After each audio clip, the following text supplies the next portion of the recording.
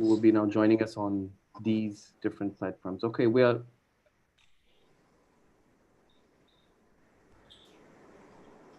good. We're live on all platforms now. Welcome all. My name is Constantino Xavier. I'm a fellow in Foreign Policy and Security Studies at the Center for Social and Economic Progress, CSEP, in Delhi.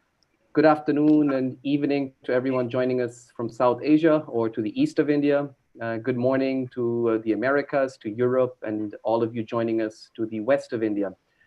It's a great pleasure to host you all and this wonderful panel of experts and my co-author Riya Sinha for a discussion around a recent research paper that I co-authored with her on Nepal-India infrastructure projects and the problem of land acquisition in those infrastructure projects located in Nepal.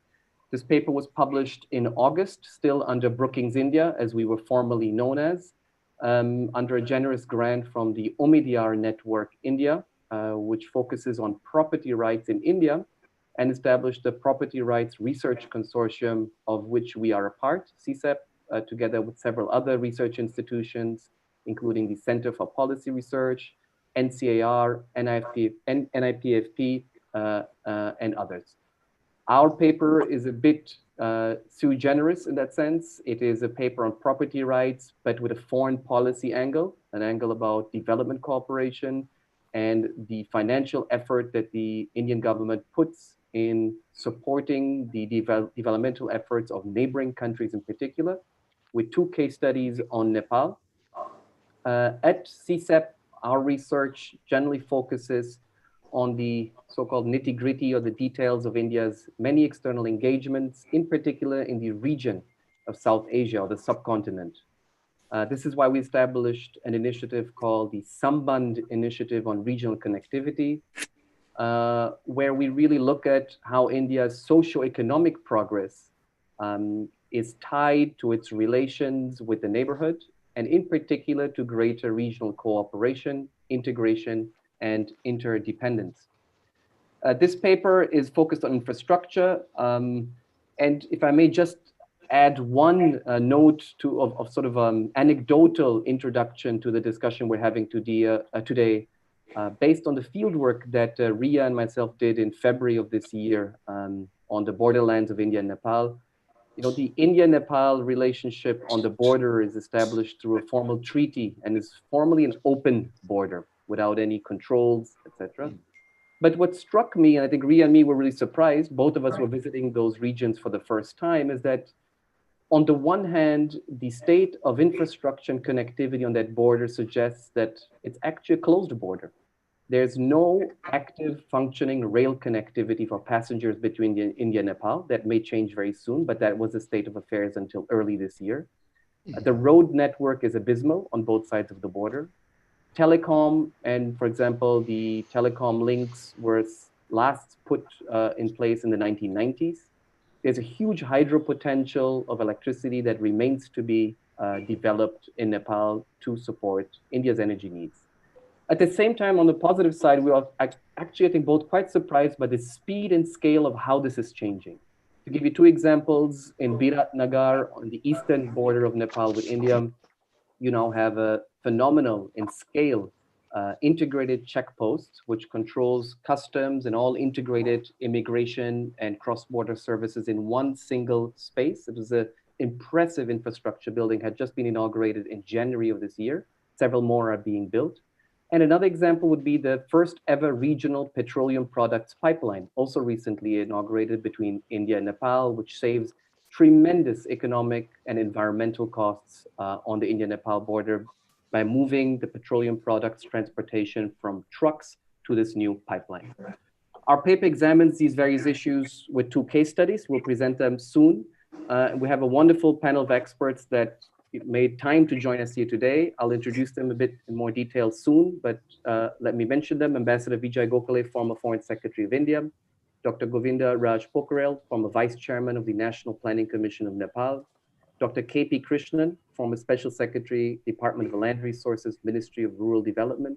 Dr. Namita Wahi, she's a Director of the Land Rights Initiative at the Center for Policy Research here in Delhi. and my co-author Riya Sinha, who's a research associate at CSEP. Before we go to the panel, it's a great pleasure to introduce you to our new president of CSEP, Dr. Rakesh Mohan, who also made time to join us here and give some introductory remarks. It's in fact the first time, Dr. Mohan, that we host you for a foreign policy discussion and introduce you to our foreign policy tribe and loyal participants who are joining us here today in this discussion. So I'll have to introduce you formally, maybe for the first time. I won't do it every time, but Dr. Mohan was until recently a senior fellow in the Jackson Institute for Global Affairs and also professor in international economics and finance at Yale University in the United States. He's now president and distinguished fellow at CSEP. Previously also served as executive director on the board of the International Monetary Fund, as deputy governor of the Reserve Bank of India, and as secretary economic affairs and chief economic advisor of the Indian Ministry of Finance. Today in particular, I think a lot of his own work stands out in relevance to what we're discussing today. Several reports, for example, the India Infrastructure Report from '96, the Indian Railways Report from 2001, the India Transport Report of 2014, and most recently, his edited book on India Transformed 25 Years of Economic Reforms. So a great deal of expertise on transportation, infrastructure. Rakesh, up to you to give some introductory remarks. Thank you. Thank you very much, Tino. I'm totally audible. Is that okay? Yes, we can hear you. Thank you very much, Tino, for doing the paper, doing the research, and organizing this webinar. And thank you for inviting me to give these opening remarks. This is actually my first event for CSEP since I took over. And for those who still don't know, we are the descendant of Brookings, India. So it's almost like declaring independence. So I'm very happy to be heading CSEP after it has declared independence. I was born just after independence. So I've always been an independent fellow. So thank you very much for giving me this opportunity for this first event. The one very interesting feature of this work is that it's part of the Property Rights Research Consortium supported by the Umedyar Network India. And it's very unusual, actually, that a number of research institutions cooperate with each other in an organized overall research framework, in this case funded by the Umedyar. And of course, KP Krishnan and Namita Wahi are themselves involved very deeply into this project. And we are very happy to be part of this. And this is just part of the work that we are doing in this. So I'm very happy, actually, that there is this cooperative network between different research institutions. Among other areas of work at CSEP, foreign policy and security studies is the one main non-economic area of work that we do, and currently, of course, being led by Constantino Xavier.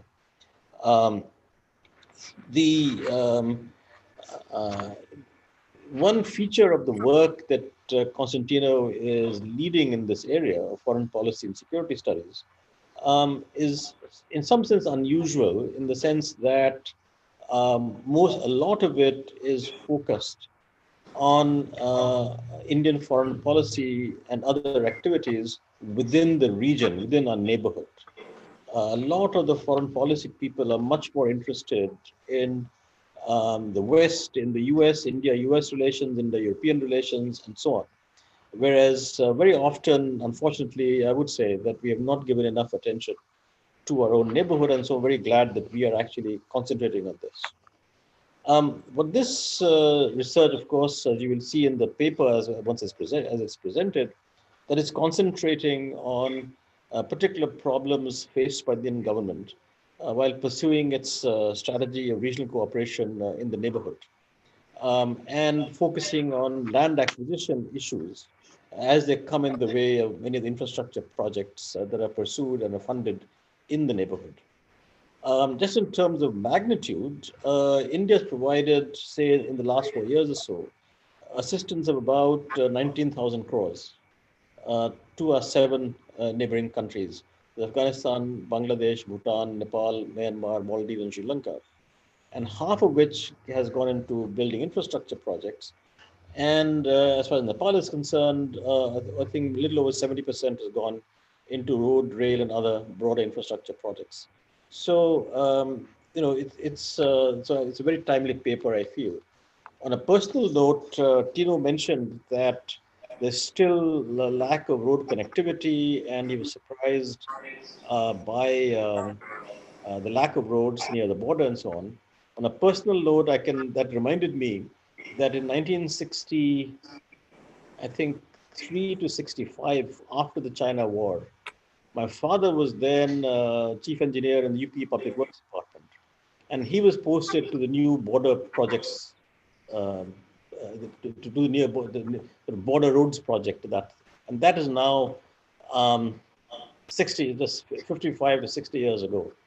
So it just says how slowly we do things. That we had, and it's very interesting that the current issues going on with China also something to do with India building infrastructure on our border. And so I was just reminded when Tino said there are not too many roads, that as long ago as 1960s, after the China War, that initiative was started. So it's never too late in a sense to do these things. Of course, land has been an issue in terms of infrastructure projects within India itself, but there's almost no work on land issues coming up, infrastructure projects abroad. And the paper, of course, identifies the challenges and provides recommendations in these areas. I won't give a preview of those recommendations because I think that's what the authors should do. One thing I would say is that the paper also looked at some of the best practices adopted by multilateral agencies like the ADB, the AIB, JICA, etc. So one point is that we can always, as we encounter difficulties in conducting these aid projects, that we can always learn from the multilaterals who, of course, have been in that business for much longer, have much larger staffs. So it is indeed a foreign policy challenge for India. So I'm very glad that Mr. Gokhale is here to comment. Also particularly glad that Mr. Pokharel is here from Nepal, so he can give their own perspective. And of course, KPK, as we all know him, and Namita Wahi to give their own perspectives, both on the PRC project as well as this paper specifically. So thank you very much to all the panelists who are agreeing to be with us. Welcome, and I hope that CSEP will have the pleasure of welcoming you in future sessions as well. Tino. Thank you so much, Dr. Mohan, for your kind words and the introduction, setting the context. So we'll jump right into, I think, the introduction of a summary of what our paper are. We hope everyone has read it in the audience, but I'm sure there may be some people that join us to look at this discussion, to give them some context. You know, Riya and me prepared, I think, a dozen slides max, and we'll run through them in less than 10 minutes. That's our objective. That's what we prepared, that we plan to refresh everyone's memory, even for those who've read the paper. Riya, you're controlling the PPT, right? Good. So let's start. So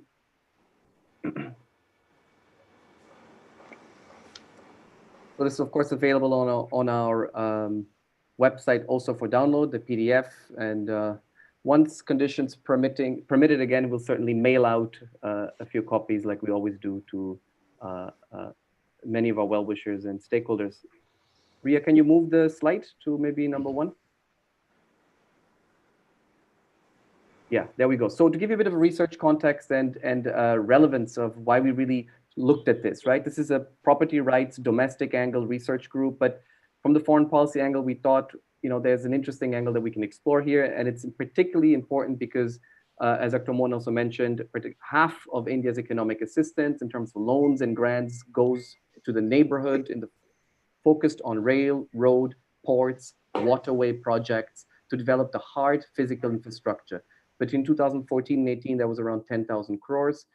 Between 16 and 20, that's around 20,000 crores for the 7 neighboring countries. This is a critical issue. We can go back to the 60s, as Dr. Mohan mentioned, but it's become a priority over the last few years, since the 2000s, in particular the last 6-7 years. from a strategic angle. In particular, is also China's developing its own connectivity, and as also India's own economy is growing and requires this physical connectivity to export and import and be more integrated with its neighboring economies. These projects are mostly funded by the government of India, implemented mostly by public sector enterprises. And you see here the share on the right in terms of 86% going for these 4 countries in particular into the hard infrastructure sector. Many of these projects, these are the challenges, are facing several challenges. We could go back to legacy projects from the 2000s that have still not been completed. 2 of the case studies we look at, to be fair, are those legacy projects. Some, for example, the petroleum products pipeline, which was mentioned, has been completed in a record time without any delay. But there are many other projects that have faced many delays. We surveyed many of these delays. Kaladan project in Myanmar, which was started in the 2000s, the railway project between Tripura and Bangladesh towards the east. But on these in particular, on all of these, we found that land acquisition is generally one of the most, if not the most important challenge. There are many reasons for that: a lack of land expertise, technical expertise within the EMEA, feasibility surveys that are not done very well, local governments having political agendas that don't favor these connectivity projects. But most importantly, what we found interesting is that there's been no research on this issue done before. Given the resources the Indian government invests and the priority in its foreign policy, we thought this would be important and relevant to examine. Policy objectives on paper to try to sort of shape the agendas, of course, building greater awareness within the EMEA. It exists a lot, of course, but push the agenda that, there needs to be more expertise, but also maybe cooperation with other institutions in the region and multilaterally. Encourage greater engagement between the Ministry of External Affairs and central authorities and various other ministries and even state level authorities working on land governance in India, and think about a dialogue between India and Nepal also on best practice in terms of land governance, land regulations, acquisition being part of that, both with Nepal and again, across the region also. Nepal is only a case study of what we look at. Riya, this is up to you now, right? No, I'm going to start from the case studies as a governance. So yeah, so these are the case choice, the 2 ones we focused on. As I mentioned, these are 2 projects in Nepal, very important projects. One is connecting Nepal east-west, the Hulaki Rajmarg, conceptualized in the 2000s, still not completed.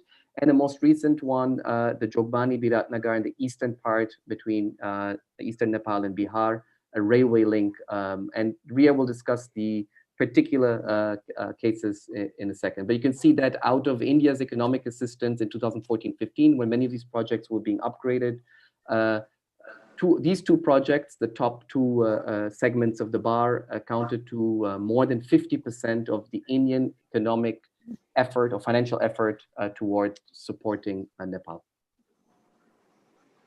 Sources, methodology, of course, we looked at many types of sources, of course, typical desk research, but we looked at a lot of the official statements from both sides, the audio documentation going back to the 2000s. We made a lot of field work, both on India and Nepal, interviewed many stakeholders. These are pictures from the state of some parts of to the center to your right, the Hulaki Rajmarg, and to the left, the railway project. And this is on the Nepali side, I think the customs, the Nepal customs yard that is still not operational, but is almost ready. Riya, maybe now up to you. Yeah. What we also did in this particular, there were 2 angles of our study. One was, of course, seeing that what are the gaps within the Indian government's approach towards these infrastructure projects, as well as what are the gaps from within Nepal, within the governance framework. So there are a couple of things that we found out, particularly at the highest level. Nepal continues to struggle with land reforms when it comes to acquisition, compensation, the resettlement projects, because land acquisition is something that's not unique to Indian projects, their own infrastructure projects. There are multilaterals who are invested in these projects. Nepal still uses the Archaic Land Acquisition Act 1977, although there is a 2015 policy on land acquisition, but it is non-mandatory. It's not followed across Nepal. Then there's a gap in the process of land acquisition and compensation. We'll of course come to this in detail when we're talking about the case study, but there's a lack of transparency and cooperation and implementation of existing regulations. There's overlapping governance tiers. Nepal has recently adopted a federal structure, so they're reviewing some of their laws, and between the central government and the district level, there is a lot of overlap on how these laws are implemented. Then what we also noticed was there was selective adoption of plans from the multilaterals. For example, the World Bank and ADB, they include non-title holders of land when it comes to providing compensation, but that's not part of Nepal's Land Acquisition or Resettlement Act. We have seen that Nepal adapted to these plans, whereas they don't do it for some of the national projects by other countries. Moving on, I just want to give some brief detail about the Hulaki, about the two case studies that we focused on. First one is the Hulaki Rajmarg or the Postal Highway project. It's a highway that runs parallel to the Indian border from Jhava in eastern Nepal to Kanchanpur in west. It's a grant and aid project of the Indian government, and out of the total length, India is building 605 kilometers of it. It was first started in 2006 when RITES was hired as a consultant to prepare the detailed project report for this particular project, and based on which the 2010 MOU was signed for this road. However, there were issues with the DPR's land alignment. There were canals running from the middle of the road. There was wrong recognition of the existing road, of where the road could be built. And as a result, there were a lot of delays in land acquisition. Second thing was there was unavailability of land. Since in 2010 MOU, there was no minimum specification about the minimum land that was required. As a result, as a result of this and various other issues faced with the contractors and others, in 2016, the MOU for this project was revised, wherein NHIDCL was replaced RITES as a consultant. The MOU mandated that 90% of the land should be available before civil works begin. But as Sino and I went to the field, we saw that less than 50% of the land was actually made available. The revised MOU also asked for encumbrance-free access to land, which means no trees, no electric poles on the land. But what Tino and I also saw was there were electric poles in the middle of the road, and there was a lack of coordination between the Department of Roads and the Department of Electricity in Nepal to remove these encumbrances. The second case study that we focused on was the Jogbani-Biratnagar Railway Link. It runs between Jogbani in India to Biratnagar in Nepal, and it's being developed by India at the cost of 2.4 billion rupees, and India is developing the complete stretch of it. This particular project highlights the gaps in Nepal's internal governance framework. There were time delays for land acquisition. This limited stretch took 8 years to complete for land acquisition, and there were compensation issues. To date, there are certain patches of land which are still under litigation. We saw that there was politicization at one of the places of land value, where we saw two adjacent lands where one's price was Nepali rupees 200,000 per katta, and just the adjacent land, because there was political influence, the price was raised to 2.4 million per katta. This again raised compensation issue within the local population. Finally, what we saw was within the compensation determination committee that's established in Nepal, there is no representation of the affected families. The acquisition law itself is a complicated process, and there is, as a result of which, there's a lot of litigation that happens in a lot of these projects. Now, as I was mentioning before, that land acquisition is not an issue that's unique for Indian projects. The multilaterals also face these, such as ADB, AIB, other national governments such as UK government of Japan, when they're implementing projects, they face these issues. However, what we also saw was they're able to navigate these issues quite easily as compared to India's performance or how India engages with the host government. First thing that we saw was that they have mandatory compliance requirements when it comes to environmental and social impact frameworks. ADB has an involuntary resettlement policy that supports the host government or the implementing agency in land acquisition. I was mentioning before how the government of Nepal adapted to external actors now, but that's not unique to Nepal. We also saw in one of the AIIB projects in Bangladesh that the government of Bangladesh had actually allocated budget for land acquisition much before signing of the agreement, just to facilitate the process, to ease the process. And then there's, of course, completion of rehabilitation and resettlement plan before the civil works have begun. This actually speeds up the process of land acquisition. Another involvement of the multilaterals is in the skill training and rehabilitation of affected families, particularly those whose livelihoods depend on these land which has been acquired. They have been trained in a number of vocational activities for their training, which has eased out the process of acquisition. It's created more acceptance when it comes to land acquisition. And finally, in the Nepal, in ADB's Nepal roads projects particularly, we saw that there were grievance redressal mechanisms set up in each and every district where land was supposed to be acquired. This helped in easier redressal of grievances. It made the process of land acquisition transparent and easier and settled at the local level itself. Based on all our findings, the study suggests a number of recommendations for India, for Nepal, and bilaterally what India and Nepal can do. I will focus on what India can do, and then Tino can take over what Nepal, and bilaterally what India and Nepal can do. First, the MEA could develop clear guidelines and processes for land acquisition, particularly involving legal third-party consultants. There is a need to increase technical expertise within the MEA or the Development Partnership Division in the MEA when it comes to land. They could also collaborate or cooperate with Department of Land Resources, build capacity building or training exercises so that there's more understanding of these issues. The third thing is there needs to be encouragement for joint partnership in preparation of detailed projects report, like we saw in the Postal Highway project, because the DPR, the detailed project report, was only made by an Indian consultant in a foreign territory. There were issues with land alignment. It would be very helpful if there could be consultants from both sides involved when these reports are prepared.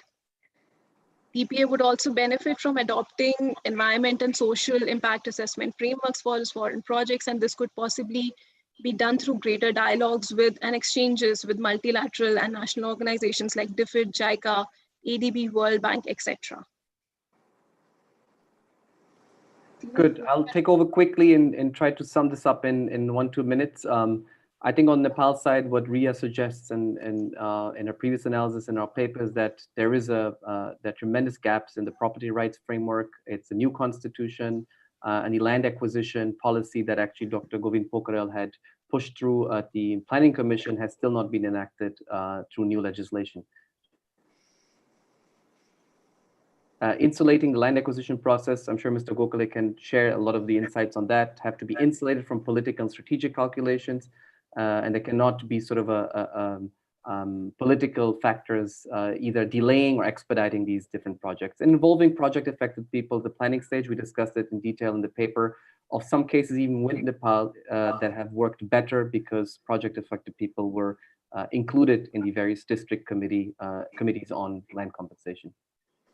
On India-Nepal, I think this is the most important part in terms of a dialogue, and this could apply to India-Bangladesh and India, any developing country which it has a partnership.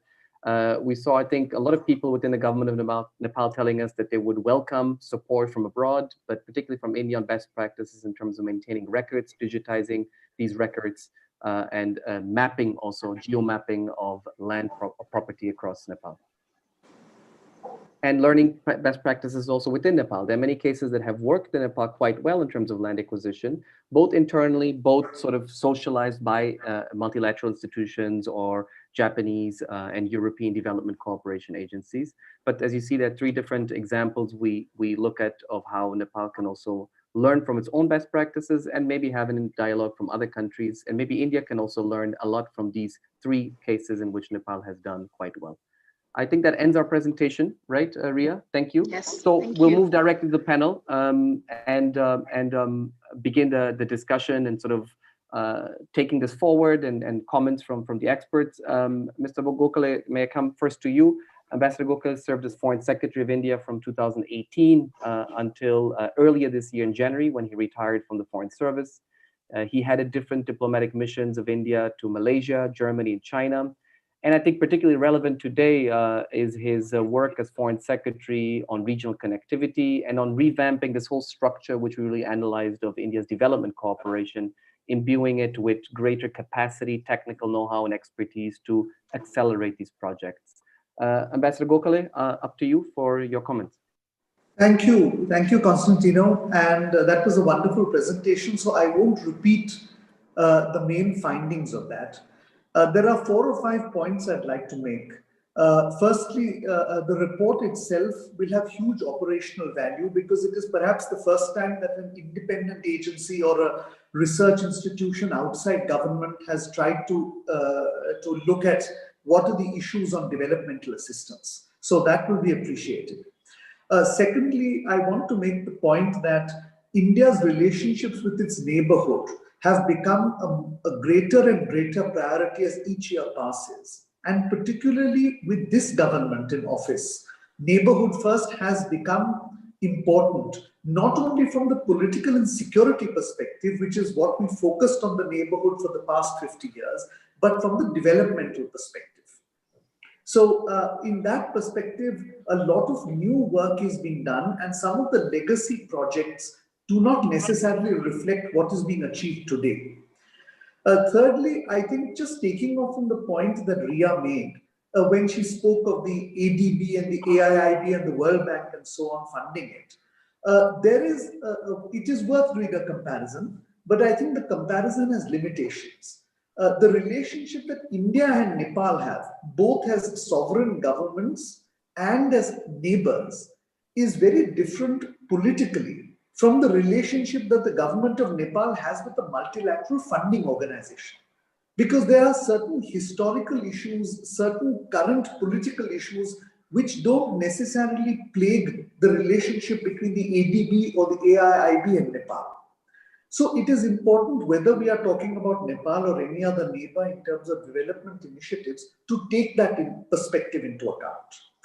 So now essentially we have to look at 2 things. What are the internal things that the government of India needs to do? And I think the report has got some very good recommendations. In some of these cases, action is already being taken. For instance, a greater use of professional services or professional competence, not services, competence within the External Affairs Ministry by inducting experts from the ministries of power, telecommunications, railways, the National Highways Authority, and so on, so that we have a more professional way of looking at projects and monitoring them. That's one thing that's being done. The second thing, as either you or Riya brought up, we have learned from the mistakes of the Holaki, Rajmarg or Coastal Roads project in terms of firstly now doing DPRs in many cases jointly, and in some cases, as recently with Maldives, giving it to the Maldivian side to do. Secondly, of also doing it as joint venture projects and of tendering so that local contractors can also join in. So some of these are learning processes that we are now applying.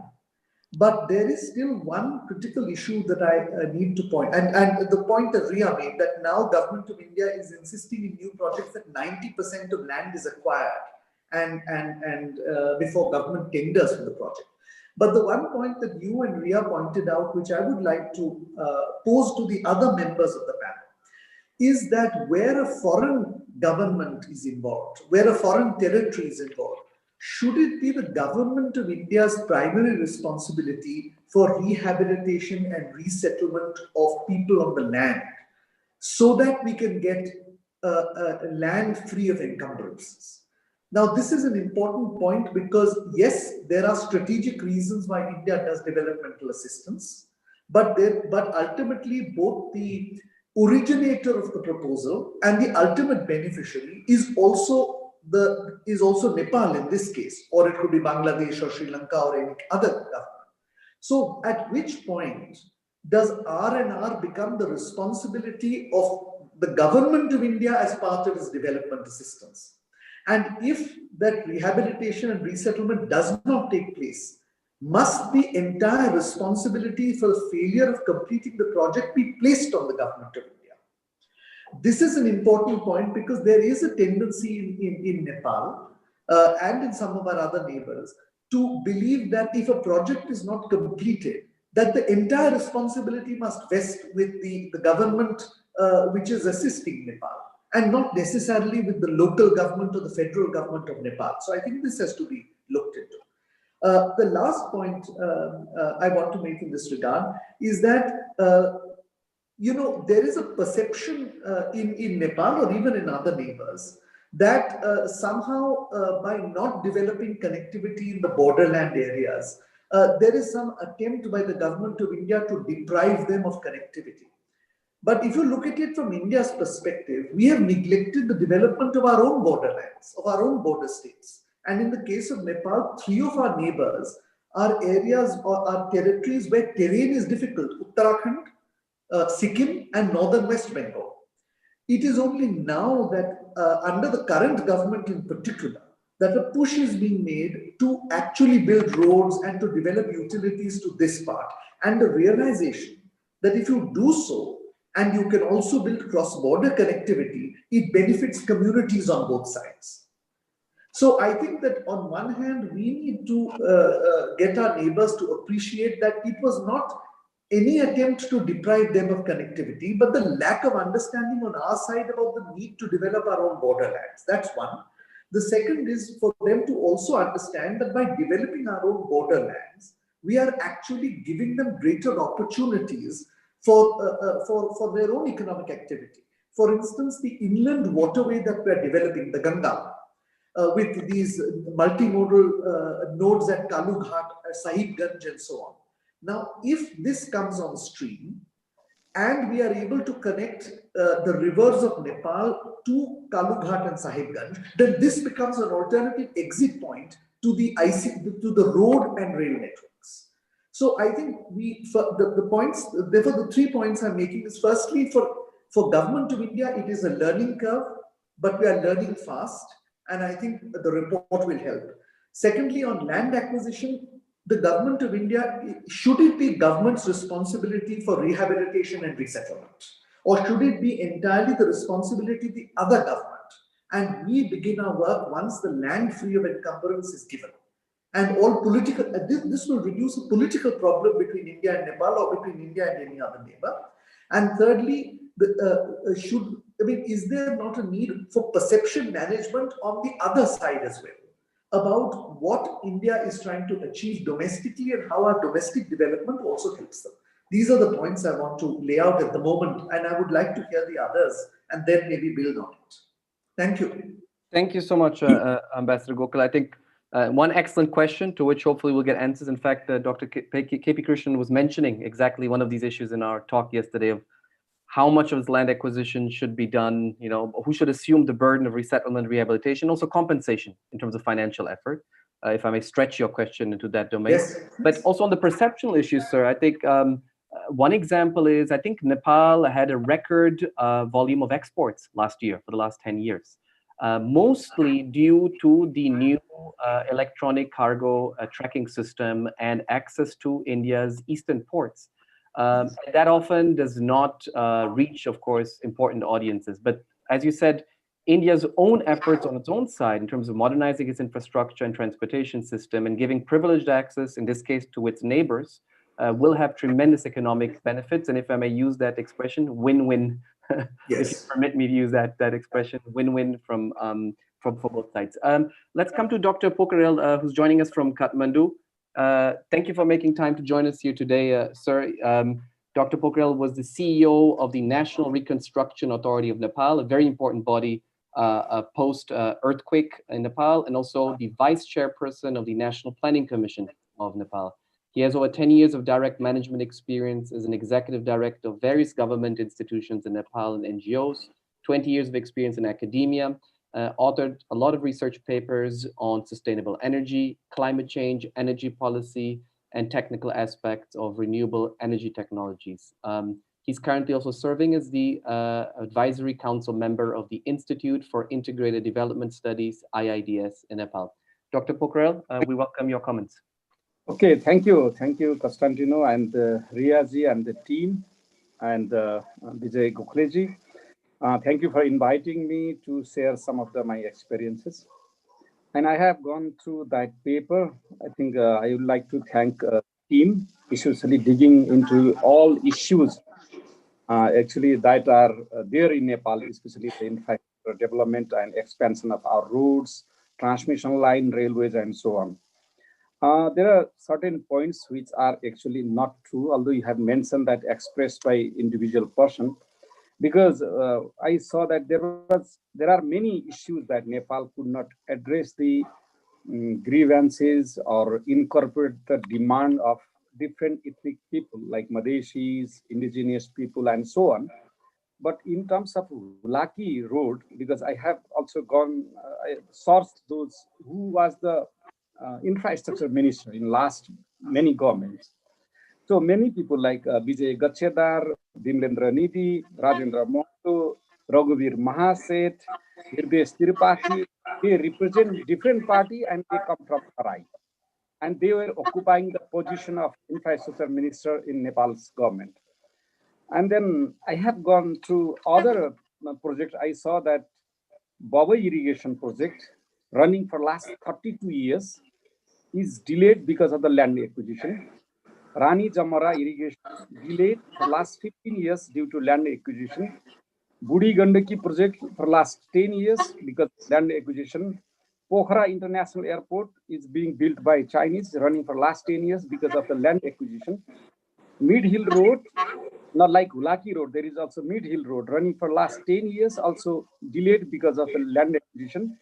So there are many, so many projects up to 32 years they are being constructed, infrastructure project, and they have main issue is land acquisition. So that's why this is a common problem in Nepal. That's why when I was in planning commission, I realized that because of this land acquisition issues and not having clear modality and guidelines, regulations, like you mentioned in your report, we are delaying and we are also not being able to attract investment. Like Arun 3 is being built by surplus and they are paying huge amount of compensation for local people. And Upper Karnali is also being built by GMR and they are also struggling very hard to compensate people because they are demanding huge amount of money. So the issue you raise here regarding land acquisition and your recommendations are very good, but I would like to see just mention few points here.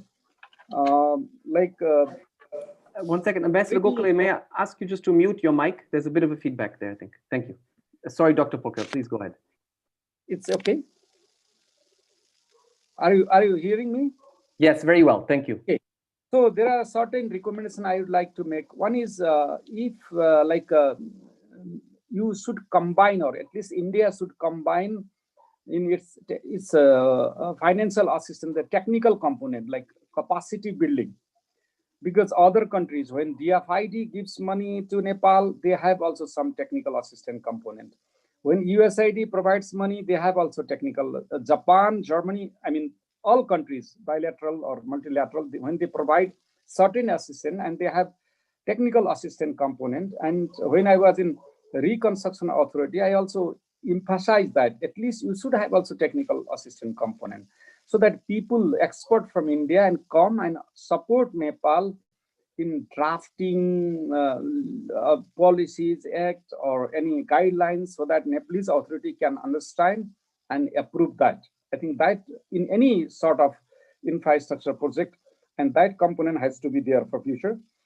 And because they can also support to create certain institution, as you have recommended in your paper, because bringing regional experiences, like from at least from South Asia, because this land property right is also similar in India and Nepal and Bhutan and many countries. So that is what we need here, bring regional experiences. And then also reimbursement modality, like World Bank is actually, first it's the Nepal government who has to spend money. And they will submit those bills and so on, and that will be verified. Due diligence is done, then only they will pay reimburse government of Nepal. In that way, the recipient government is forced to comply timelines and so on.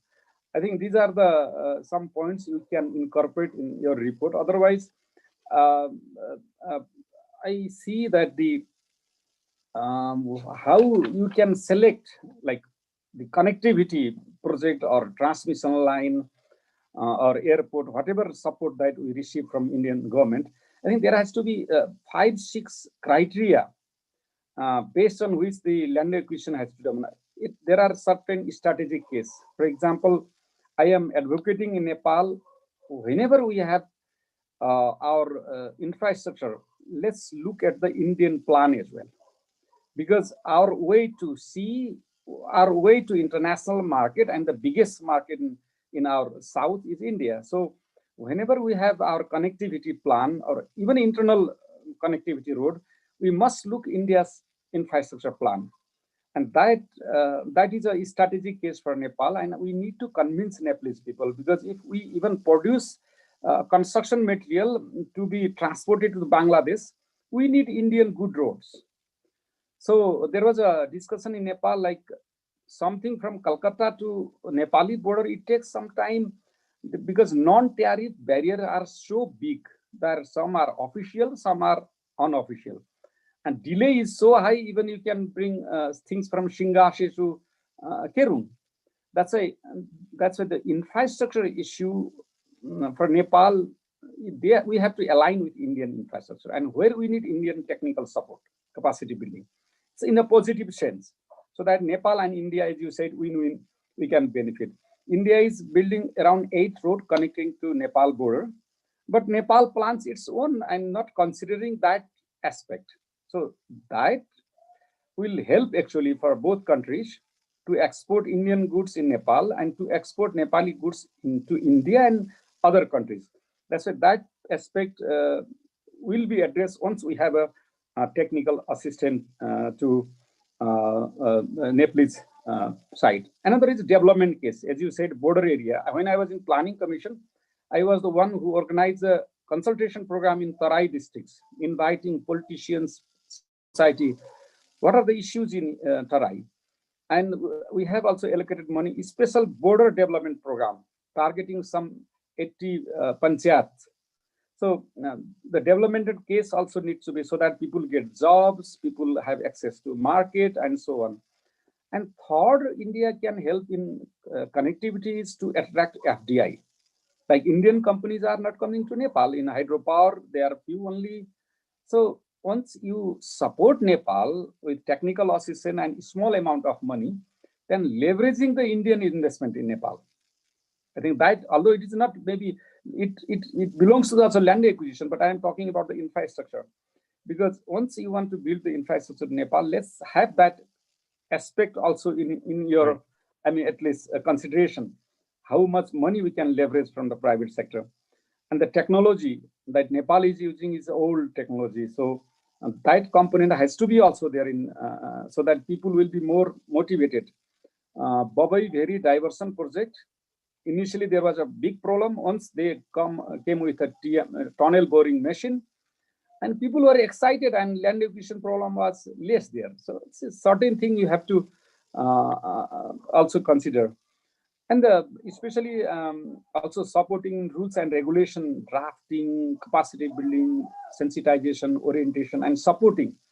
So relying totally on incapable partner, especially on terms of policy drafting, policy formulation, policy implementation, you cannot blame them.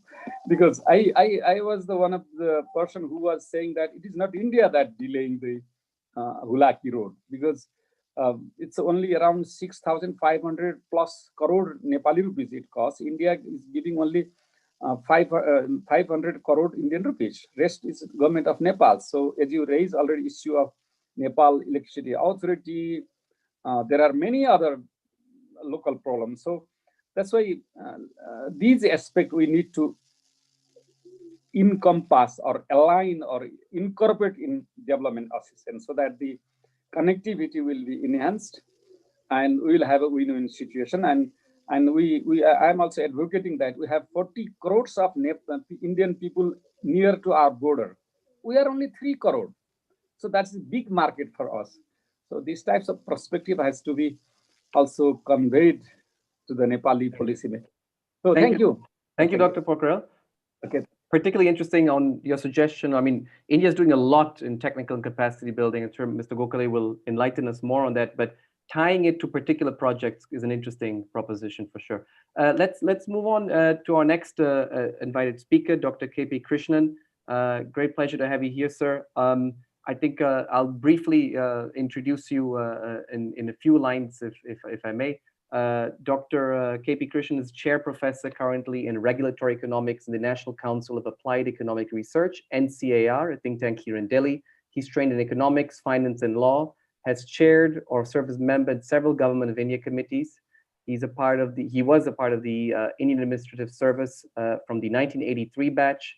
And most important to the discussion here today, as we move a bit now to the domestic angle and India's own experiences on land governance and how that may or not be translated in its external engagements and foreign policy. He served as the additional special secretary of the Department of Land Resources in the Ministry of Rural Development, and also worked a lot with the World Bank and other international financial institutions. Dr. Krishnan, your comments, please.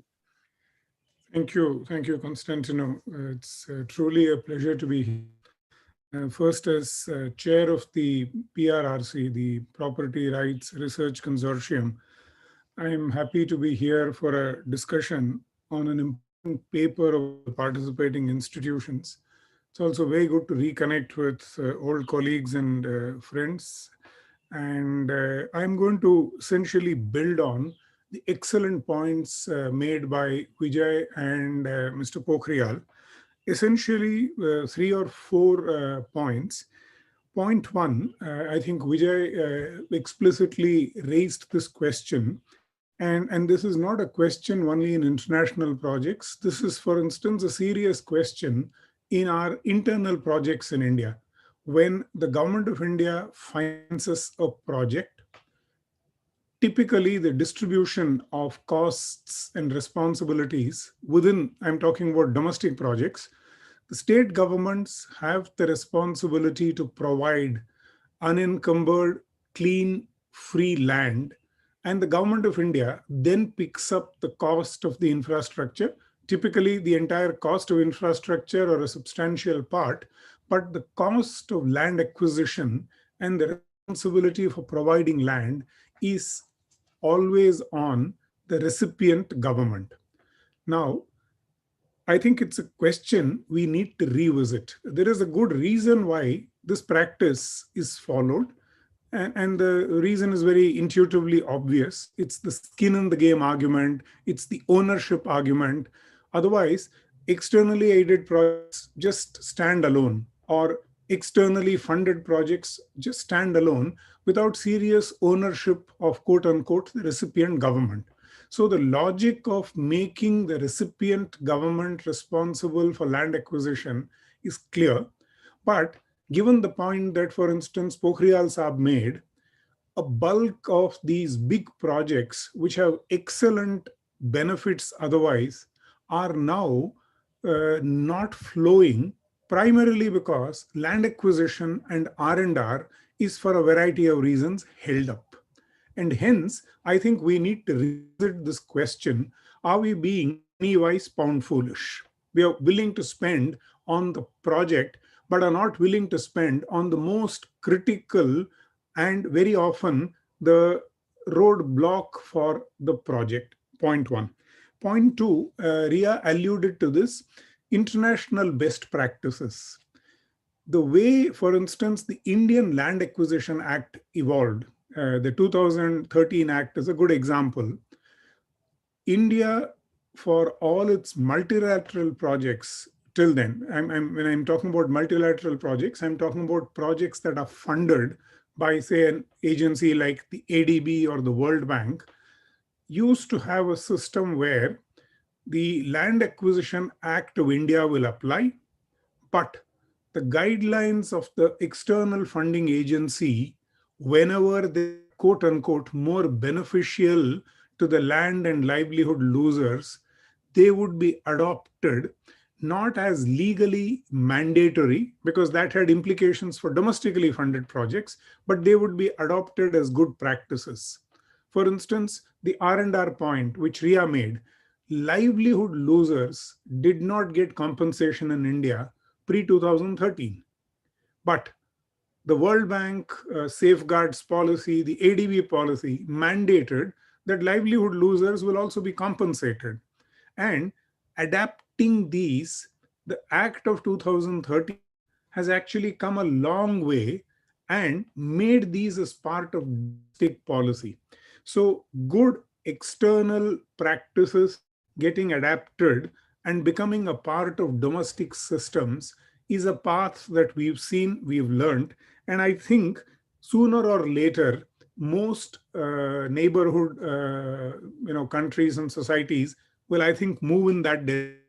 And I think India has a lot of, excuse me, administrative, legislative, policy experience, which it can, I think, very fruitfully share with the neighborhood countries. And as you said, Vijay will have something to say on technical assistance. I believe we are doing a lot of it. My third quick point is what Vijay alluded to, namely the contractor related point, and he gave examples from other countries where we have brought in local domestic contractors. I'm glad to hear this because if you go into the history of Indian development cooperation, there was a time not so long ago when we would fulminate against the bilateral assistance being of greater help to the donor than to the recipient because of the conditions of tied aid.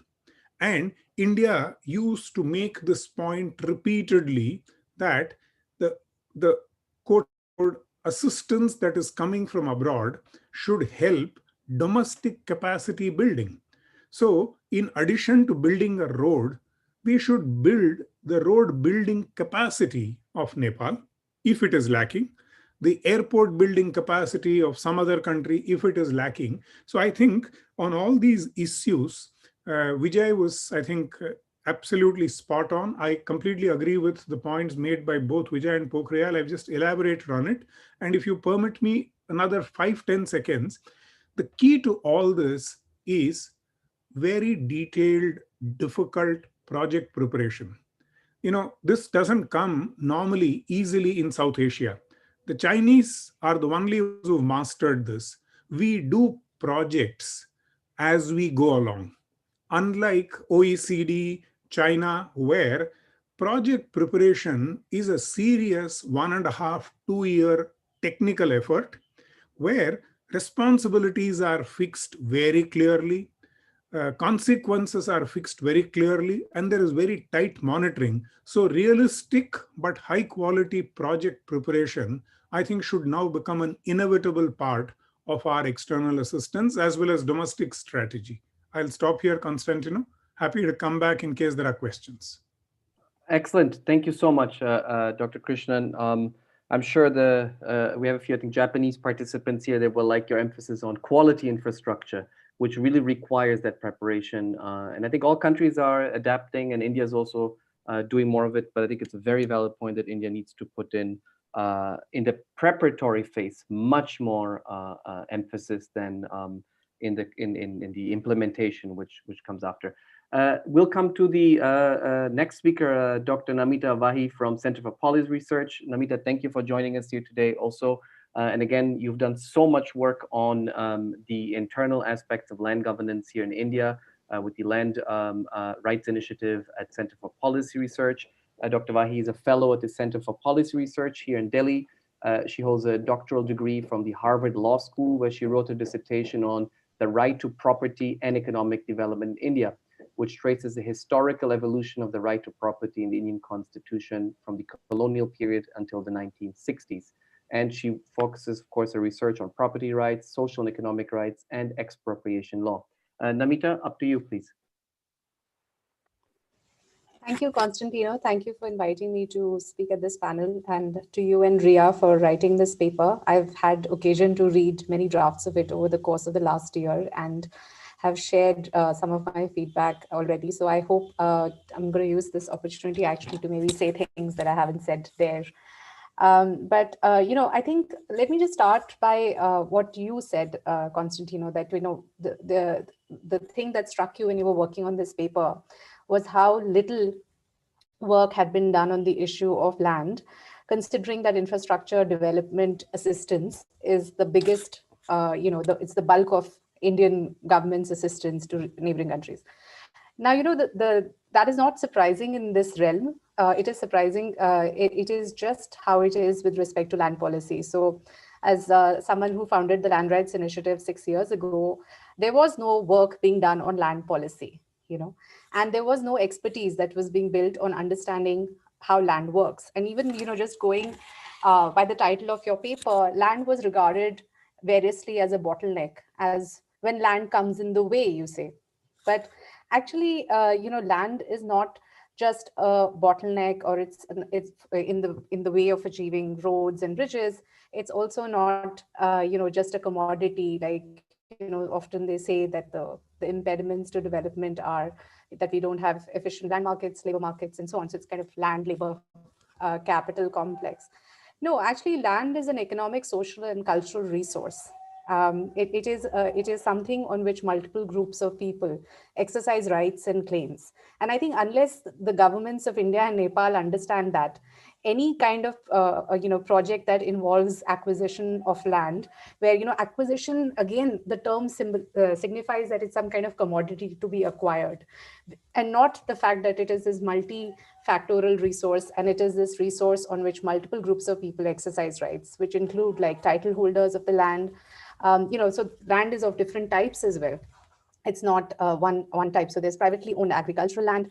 There are common lands on which we have people exercising rights of grazing and pastoral lands and so on. In the coastal areas, there are also these sort of forested. There is forest land and also coastal forest land. In these areas, of course, less significant to the Nepal-India relationship, but also there is a lot of hilly land and plain land. So there are land is geographically very diverse. That's number one. And number two is that how the people see land and how the government sees land in both India and Nepal is very different. So, for example, I was just in a consultation yesterday with the Indian government on a new scheme that they are putting out called the Swamitwa scheme. And we had someone from the Maharashtra government who have actually implemented the scheme. And they said that in Maharashtra, the government's understanding is that all land belongs to the government. And people are just holding the land. Now, of course, that's not true. But unfortunately, that is the sort of hangover of colonialism that we have in the post-colonial setup. The British state actually asserted those claims. It said that no, all land that was not being privately cultivated belongs to the government. So that's how they took over forest land. That's how they took over, all land on which there weren't agricultural, settled agriculture happening. So as a result, land itself becomes a very contested, terrain. To begin with, we are talking of a contested terrain between the government and the people. Especially with respect to common lands. So I do not know, whether the projects that you refer to involved private land and common lands. My guess is that it probably involved both. And, where it involves private land, the issue has been, so it was interesting that you were referring to the Nepali land acquisition law as archaic. Well, I was impressed to see that it was actually from 1977. Our land acquisition law is from 1894, and it was in force for 120 years before we repealed and replaced it in 2013. So a country that had been independent for 70 years was carrying a colonial law from 1894. And, it is the same law in Burma as well, the 1894 Act in Burma, and now they are also trying to reform it. So, Nepal in that sense had a more recent law. And also what I found interesting was that we have moved a little forward in the sense that we did adopt a mandatory rehabilitation and resettlement policy in the 2013 law, but perhaps, as well as I do, that the new law which came into effect in 2014 there's been constant pushback against it by the government. So there were first 3 attempts to amend this law by ordinance, and then in 2015 then it was left to the state governments to amend it, and every state government is trying to take away the mandatory rehabilitation and resettlement and the increased compensation requirements from this law. So whatever was hard fought is being taken away. And therein lies the problem, that there is a contested imagination of what constitutes rights of people over land between the people and the government. So when two governments sign a contract, it doesn't necessarily mean that the people who are living on those lands have signed on to it, right? And therein lies the conflict, the disputes. Now, when I started in the land policy space, this was exactly when in 2015 land acquisition law was being debated in India. And lots of things were being said that the new law is, insofar as it was going to mandate rehabilitation and resettlement, it will make acquisition very costly, all development will stop. Again, here I just want to make a point which I have made earlier as well, that given the situation we find ourselves in, the very fact that we are having this Zoom meeting is because of the coronavirus pandemic. And the pandemic, I think, has exposed our imagination of development as being roads and bridges, because people don't need always to be connected, but what they do need are schools and hospitals. And what the Indian government can think about in terms of strategic financing is actually perhaps helping Nepal develop schools and hospitals, just as it should be doing more of that in India. And the most developed country of the world, the US, has perhaps a lot of roads and bridges and so on, but it has been laid low by the pandemic. And so you can have as many roads and bridges as you want, but the more important things are schools and hospitals. That's a sidebar. Returning to the land conversation, on land acquisition, what we found is that lots of things were being said, that the new land acquisition law was going to stop all development and it was going to make everything so costly. And so when I started working on this project on evaluating this, so basically we built a database of all land acquisition cases decided by the Supreme Court. So we studied over 1,000 Supreme Court cases. And the reason I did that was because I realized that people were just saying things without any evidence. There was no research that had been done to actually understand why the new land acquisition law was being passed. And what we found was, after studying cases over a 66-year period, is that there were two main reasons why people were going to court. One was, which was the largest number of cases, 2/3 of the cases were because of compensation, exactly one of the issues that you found in your paper. And the second was 1/3 of the cases were pertaining to procedural irregularities. Basically, the government had not followed the procedures for acquisition, even though the procedures were not actually very much, because our study was done in 2015 when the new law had not yet been implemented. So it is based on the older law, which actually did not provide even for R&R as a mandatory thing.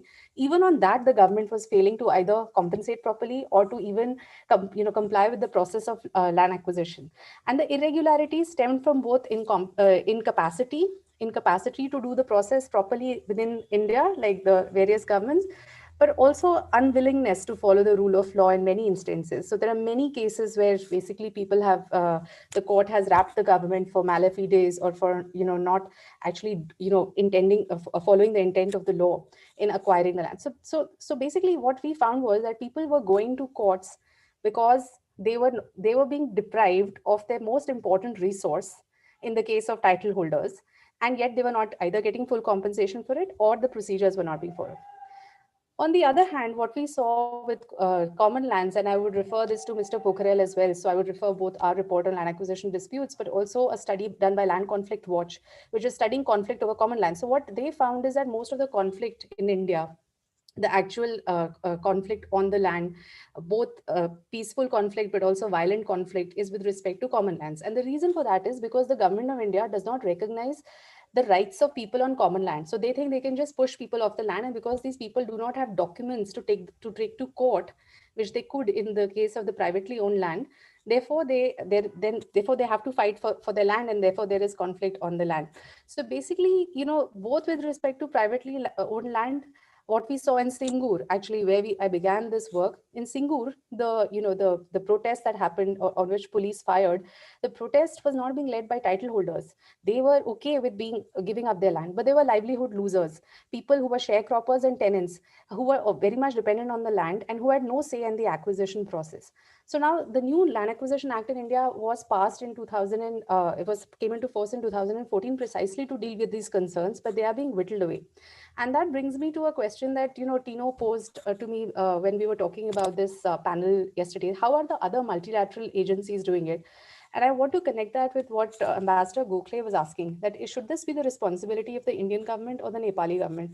And I think the answer is not so clear-cut as Dr. Krishnan was suggesting, because this is exactly the kind of pushback that happened against the World Bank in the 1990s. So if you recall, the Narmada Bachao project, the Narmada Bachao Andolan was against the Sardar Sarovar Dam, which was being funded by the World Bank, and it was being done in collaboration with the Indian government. There was a big litigation in the Indian Supreme Court against this. And at the same time, there was a lot of pressure put by against the World Bank, because there was massive displacement of people. So the World Bank for the first time set up the Morse Commission, after which the World Bank Inspection Panel actually gave a report saying that their procedures had not been followed, and it withdrew from the project. Now, at that point of time, the argument that was made is that if you are providing money to construct a project which is going to deprive people of their fundamental human rights, their rights to livelihood, their rights to settlement and so on, then you are accountable under international law. And that is why the World Bank since then passed a number of operating policies and procedures. They're called the bank's OPs, BPs, and their ODs, the operational directives. So there is one on environmental assessment, there's one on indigenous people's rights, there is one on involuntary resettlement, and there is one on gender and development. And I think that the gender aspect is completely missing often in these discussions. I'm actually glad that there is some gender representation on this panel, which is often also missing from these discussions. But what we find also with respect to land is that usually only even in the case of privately owned land, where there is a person who has title, it's usually only the male figure in the family, and the rest of the family does not have representation on the land record. The land records are also not only are they not gender sensitive, most of the times they're not even updated to the present realities. And I'll come back to land records with respect to one of your policy recommendations in a minute. But before that, Namita, we'll have, yeah, if you could just close in 1 minute, then we can come to more questions. Or do you want to address it later, or do you want to take it now? No, I want to address Please. it now. Okay. And I'll take 1 minute Yeah. to do that. So the World Bank basically, the argument that the World Bank is giving money to the government of India or to other governments, and therefore it is a government responsibility to ensure that its people are taken care of, just didn't fly. And therefore the World Bank in the early 2000s came up with a series of procedures and protocols that they were following. Even then, I don't know if you're aware of this litigation, but last year in the Tata Mundra project in Gujarat, there was a case that was actually taken to the US Supreme Court against the absolute immunity that the World Bank has. And the Supreme Court actually ruled that the World Bank can be sued by the fishing community in Mundra in the US Supreme Court. So the lender agency, I mean, this is not even a country. This is a lending agency, and this is being held accountable. As regards the India-Nepal collaboration, or, India is providing the money, but it is also doing the project. So I would say that there is, and this should be built into the project preparation itself, that, this needs to be done. My last point is on the best practices that can be taken. I just want to highlight some issues. There's a lot of emphasis within the Indian, government on modernization of land records. That was the program, and I think that there were many valuable things that could have been done there. Unfortunately, it has just morphed into digitization of land records. And what we find is that because land records in India are not updated, in many states they are like decades old. What we are seeing is that we are seeing digitization of land records which are not updated, as a result of which it's kind of, as I think, I don't know if it's Dr. Krishna or someone else once said to me that if you, I think Mr. Deepak Sanan said that it's garbage in is garbage out. So if the record is not updated, then, there's nothing that you can get out of the computer. So I think we should be a little careful in suggesting things without actually, before we have actually seen the success of these programs within India. And, with respect to the DLRMP program, so far, government has digitized the records, but we don't know the accessibility to the public. That has not happened yet. So we don't know actually whether the digitized records are actually helpful or not. Right. So I'll stop here and maybe respond to things in the next round. Thank you, Namita. And I'm so glad you shared a lot of your work in such a short time, because, the idea is really to start, as we did in our February workshop when we hosted several participants from Nepal in our office and you attended too, is really start this dialogue on what can work, what cannot work. And I think your research, I think, is really a model of what could also be done more of in Nepal at various research institutions in Nepal that are working on land. And it's a very interesting a set of studies that I think deserve a comparative perspective too from India and Nepal. Riya, maybe we'll come to you now. You can maybe address any issue you'd like to from the other participants. Yeah, we were running out of time. Yeah, just one more point on the constitutional property clause.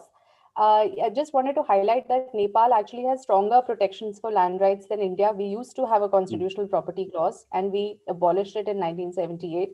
So that is something the Indian government should also bear in mind whenever it is entering into these arrangements with other neighboring countries and different political provisions. Absolutely. Let me briefly introduce Riya. Riya is my colleague at CSEP. She's a research associate, researches on regional integration in South Asia, trade, tourism, logistics, infrastructure. She's really doing a lot of great work on the Samband initiative on regional connectivity with our team. She's previously worked on cross-line of control trade in Jammu and Kashmir, also on time release studies across various Indian ports for the ease of doing business index. Riya, maybe you can share some of your views and perspectives, and then we have another 15 to 20 minutes to go to the speakers and address some more specific questions. Thank you, Tino. I'll just take probably 2 or 3 minutes where, I mean, the panel has said some excellent points with very little for me to add, but I would like to focus on the regional connectivity angle of this paper. Very often it's said that there's a focus on hard infrastructure and not focusing enough on the softer aspects of infrastructure. And I think this is where the paper makes an important point, where we make a case that soft infrastructure needs, such as addressing governance issues, addressing rules, simplifying rules and regulations, capacity building of the host government, is these soft infrastructure needs have to be addressed first before we go on to implementing the hard infrastructure projects. Too often we are compared with, China is doing so much in the region and India is not delivering as much as it's supposed to or as it has promised. So deep diving into the issues that actually ail infrastructure projects in the region, and land acquisition is one of them. We often forget that there's a responsibility that the host government also has, as Dr. Pokharel was mentioning, that there's a governance structure that we need to navigate, there's local politics that we need to navigate, and therefore it makes an important case for India, which is investing approximately 10,000 crores in the last 4 years in these projects, to actually look and engage with the host government in these governance issues. Ambassador Gokhale, you raised the point that should it be responsibility of the government of India if the project fails? Or should rehabilitation and resettlement be the responsibility of government of India?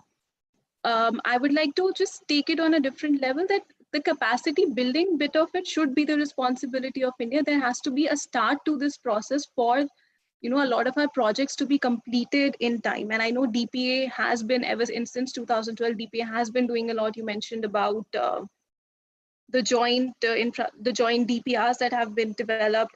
And in fact, we have even moved on from a GOI funded, GOI implemented, to a GOI funded and the host government implemented modality, which is a big development in our development partnership projects. So what this paper is actually advocating for is not just transplanting a lot of Indian experiences to the host government, or not just transplanting experiences or just adapting experiences from multilaterals, but also engaging in a collaborative and, again, to repeat myself, capacity building and exchange of best practices kind of way, so that these projects can be completed in time. And we have seen examples from other governments also where it has been completed in time, despite the fact that there were land acquisition issues. I think I'd like to end at that. Thank you. Thank you, Riya. I think, you really cogently made our stronger case. There's many cases we do in the paper, but for this development partnership, that's really the word, I think, in which India's also approached it, but implementing it more, I think more, I like to say more than ever is being done. I hope Mr. Gokhale agrees with me, but I think it's still too little and too slow. And that's a good realization. I think the onus is now on doing it more. We met actually many interesting officers from different services operating within the Ministry of External Affairs. And it's so refreshing to talk to them, because they're coming from the rail service, for example. They really know how to operate. Of course, they have to work to understand also the neighboring countries' domestic conditions, etc. But that there's change happening, and that will have to go through more technical cooperation and capacity building. Good. So maybe we'll go for a second round. Very quick questions, if you allow me. I'll come with very specific questions, and you can address them very specifically, also in just 2-3 minutes each, so we can get the largest number of questions, including from the audience. If the audience has more questions, we're collecting them. You can please share them in writing in the chat box. Starting with you, Mr. Gokhale, I think one question which came from Nepal, actually, from Professor Khadga at the Tribhuvan University. He's asking, what explains the deficit in terms of India's capacity to implement these infrastructure projects, many non-performing projects? If this is the case and you agree that there is a deficit, how would you assess, should governance of India's development partnership models be reformed? Is it due to poor resource conditions in India? Sometimes we forget that India is also a developing country and has its own limitations. What can be done? Sort of a question. If I may add a second question, sir, to you, something we had discussed with you in earlier drafts. But what about the political conditions in these countries? Ambassador VJ Gokhale, also from Nepal, asks, is the government of Nepal reluctant or not because of its approach towards the Madhesi peoples? Has it really created blocks and hurdles for Indian projects in the borderlands because of that ethnic political dimension that is domestic to Nepal? So two more specific questions to you, sir. Yeah, thank you, Tino. On the first question, look, there are deficiencies on the Indian side. I think we recognize all of them. But there is a concerted effort by government to make it more professional, to set timelines, to do DPRs which now involve the local government, and essentially an oversight mechanism with Nepal, both at the level of the Indian ambassador and the chief secretary, and at the level of the external affairs ministers. And when I was the foreign secretary, every 2 months, I and my counterpart would hold a review of projects. So I think there is good progress, there is room for improvement, but I don't see the kind of lag that we had earlier now taking place. On the second issue, of course, there is politics involved. And you only have to compare the Amlekganj-Motihari pipeline, which is also, by the way, in the Madhes region, with the Hulaki Roads project, where it is in the interest of the government of Nepal to expedite a project because the Prime Minister can announce a reduction of petrol prices by 2 Nepalese rupees. The land and environmental clearances came in record time. At that point, there was no encumbrance on the land. There was no problem with land. So I think we have to look into this. Tino, just 30 seconds to answer 2 issues that Dr. Pokharel raised. I completely agree with him that we need to do a lot more on the technical side. And under the Indian Technical and Economic Cooperation Program, we are doing precisely that. A very large number of people from Nepal are being trained side by side with the project. He also mentioned about the GMR and Satluj Vidyut Nigam struggling with compensation. Look, it is important to distinguish between commercially viable projects, where perhaps that company, because of a profit motive, should also take the responsibility for R&R, and government-funded development initiatives which are not of a profit motive. We have to distinguish between the two. We cannot make the government of India responsible for R&R simply because a private sector company is doing so. Thirdly, I want to address in practical terms what Dr. Wahi said. In an ideal situation, of course, the recipient and the donor must both be responsible. But we are not living in an ideal world. I mean, good luck with taking the Chinese to any Supreme Court anywhere in the world. So India has political considerations also. It's not simply humanitarian considerations. The politics are there. If we don't build a bridge, which is important in our strategic interest, the Chinese will build it in any case. And then the Nepalese have no way of taking them to the Supreme Court. So we have to be realistic in the way in which we do our development initiatives. We have to be prudent because there is a fiscal responsibility and a budgetary restriction. And there is also a requirement on both sides to do it. And therefore, the ideal has to be balanced with the real. Thank you, Tina. If I may follow up, Ambassador Gokhale, one issue, because of your experience between 1819 and across government in general, but particularly as Foreign Secretary. You were there when the India-Japan cooperation on infrastructure development and connectivity in South Asia really flared up. I mean, 17, 18, 19. India and Japan are trying to build a new terminal in the Colombo port in Sri Lanka, for example.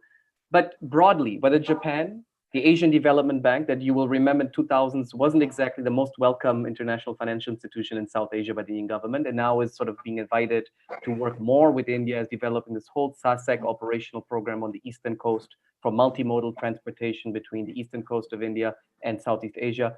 If you could tell us, what is the degree of comfort within the MEA and the government to work with these various international actors within its own region? Is there cooperation is there space to learn from each other?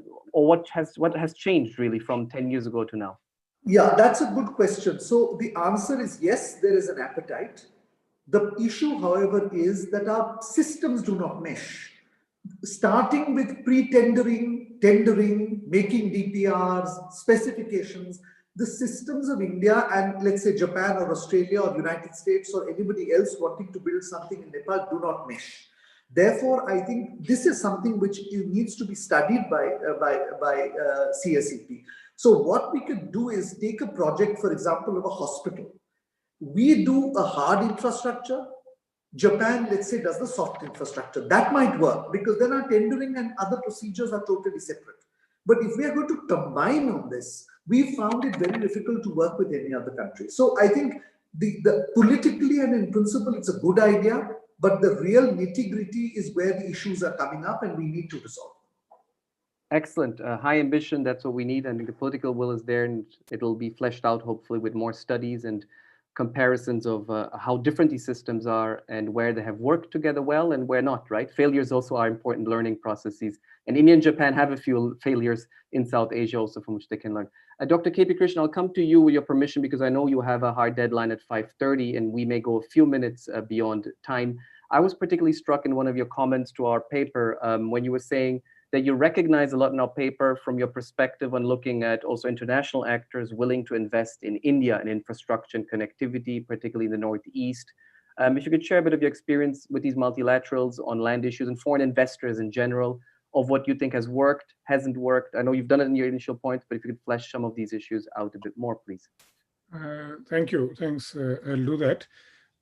Our experience, by and large, with multilateral projects have been far more successful because we have typically allowed, quote unquote, a modification of our systems and our policies to be in tune with multilateral funding requirements. And typically, these have been more generous than the Indian domestic systems. So, though it's actually very odd, for the land loser or the livelihood loser, it actually matters very little. Is it an internationally funded project? Is it a domestically funded project? Is it a local body funded project? I, as the owner of the land, end up losing the land. So it actually matters very little to me if it's a glamorous World Bank project or a not so glamorous municipal project. But in practice, it began to matter because World Bank projects, ADB projects, used to be typically more generous. So if not a formal compensation, it would come as an additional solatium. So there were legal workarounds that India came up with to ensure that these projects went through quickly.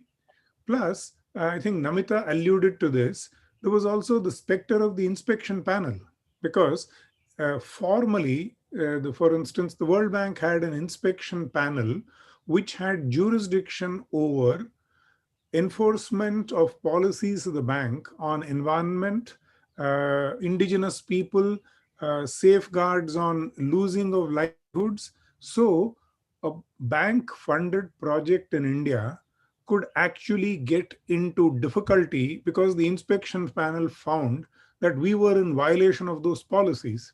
So we actually implemented, in respect of these projects, a policy that was more friendly. But after our conversation yesterday, I went back and checked. We don't have a similar policy for bilateral projects.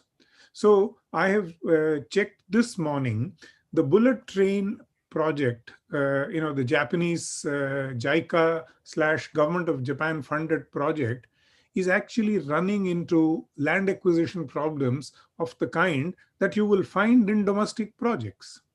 But now we have a newer law, and Namita is right, the newer law is sought to be diluted by most governments in terms of the spirit of the new law, but the new law clearly is an improvement on that very antiquated old colonial law. But even with that law, since the corridor through which the bullet train passes are dense urban areas and likely to be very valuable land, my feedback from people who are implementing that project is that we are running into difficulties. So this is a live issue. And I think the point that Vijay made of being able to marry the politics, the development, the human side, and the strategic side clearly requires enormous ability and wisdom. I'm not really adding value to it, but I'm just pointing out the problem is at one level a very serious problem, and it requires, I think, efforts of the kind that you guys are making. Thank you, Dr. Krishnan. I'd say yes, more than wisdom, knowledge, really. I mean, practical expertise, and in many ways, I think we think you take things that are close to you often for granted and think you know them very well. And again, Riya and me, it was Riya's, I think, first visit to Nepal, but I think Riya, you were more surprising than me because I've been there many times. That we think India is so present in Nepal in many ways, but it's actually not. I put it in that very simplistic term in terms of the think tank engagements, the research, the collaboration. That's why we're very happy to have Dr. Pokharel with us in February and many other people from Nepal that shared their research. And that's why I'm very happy also that Namita is here with us to share the research being done here, because we have many people from Nepal joining us here today to see what's happening in India and debate internally what can be done in Nepal on these important issues. I'll come to Dr. Pokharel, if you may. I'll come back to you in a second. I want to go to Namita quickly. And then we can end with you and Mr. Gokhale on the broader strategic and politics of it. But Namita, if you could share your point again on which we had discussed previously among the two of us, about how you saw in India also some projects that have that transparency from foreign investors in terms of rehabilitation, but also compensation. You said acquisition is an aggressive term. If you compensate people at a due, good, fair price, many of these foreign projects, so-called, funded by the ADB or by the Japanese, have actually progressed quite well or have faced less resistance. If you could share your insights on that, or in your area of research, what you have come across. Sure, Tino, but I also saw that Professor Mohan had his hand up. Did you want to say something on the previous point, or should I go ahead? No. You go ahead, Namita, and I'll come after you. Okay, all right. Thanks. I think, Tino, what the multilateral institutions have also done, as I was mentioning, is that as a result of a lot of pushback from the people, they have come up with these kinds of policies against, specifically for indigenous peoples, the free, prior, informed consent requirements, the rehabilitation and resettlement requirements, and so on. And it all started with the Narmada Bachao project in India. And since then, the ADB as well as the World Bank have tried to implement some of these policies in these states. For example, right now there is a project in Jharkhand, where we have the ADB, which is, that project is receiving a lot more, I would say, participation from the local communities as compared to many of the Indian government sanctioned mining development projects that have been there in Jharkhand. Similarly, I mentioned to you the Lucknow metro project. Again, it was not a very contentious acquisition. And for precisely the reasons that Dr. Krishnan and I have mentioned earlier, is that if you compensate people well, if you provide them an alternative way of life, and they will be okay with giving up their land for infrastructure. Nobody wants to give it up, but if you provide them a viable mechanism of living their lives, their livelihoods depend upon the land. But if you provide them a viable mechanism, they might be okay with that. There are other mechanisms as well, although some of them are publicized to be better than they actually are. For example, the land pooling scheme in Amravati, which was supposed to be a substitute for land acquisition, but of course, in the way it actually happened, as the joke goes, is that land pooling was actually land fooling. So if we don't have that, but we actually do land pooling in the spirit of it, then I think there are some ways of changing that. Just want to quickly respond to Ambassador Gokhale's point as well. The fact of the matter is that the ideal is and the real, there is a gap in present times, but often it takes time for the ideal to become real. To just give you an example, I started my career in this space. My master's paper at Harvard was on human rights accountability of the IMF, the World Bank. And that paper had actually argued a principle which would allow the bank and the IMF to be sued directly by the communities. 15 years down the line, the case that I was mentioning, where the court has allowed that immunity, that has actually happened. So we can envisage a world where people, because what is the problem here? The problem is that obviously the Nepali government is not doing what it should be doing for the community. And if the community is not going to get recourse there, there may be possibilities of seeking that recourse outside. So all I was trying to say is that not that the Indian government should assume full responsibility. I just was trying to say that when you are entering into this kind of collaboration, what Tino has and Riya have enabled is this dialogue. If we can actually, the Indian side can actually do some research, some R&D work prior, know all of these things that have been brought out, and then, in part, as part of the negotiations with the Nepali government, come up with a fair process. As Dr. Krishnan said, when the Indian government is forced by multilateral institutions, it does it. And when it doesn't, is not forced, it doesn't do it. Can we change this mindset? Can we change the mindset of Indian and Nepali governments that, a good project is a done project? If you're going to, if you think that, no, we'll go and, we'll allocate this much money and we'll compensate this much because we want to get the project done quickly, well, it's not going to get done. There's going to be conflict and that will stall the project. So, a good project is a done project, not a stalled project. So can we change this mindset? Can we do the work prior? And can we build the costs of stalling into the cost of compensation so that it's a win-win situation for all? And that is how I think we make the ideal real. Thank you, Namita. It reminds me of a good dissertation is a done dissertation, which I had to hear for many years, too many years. But absolutely, a good connectivity project is a done one.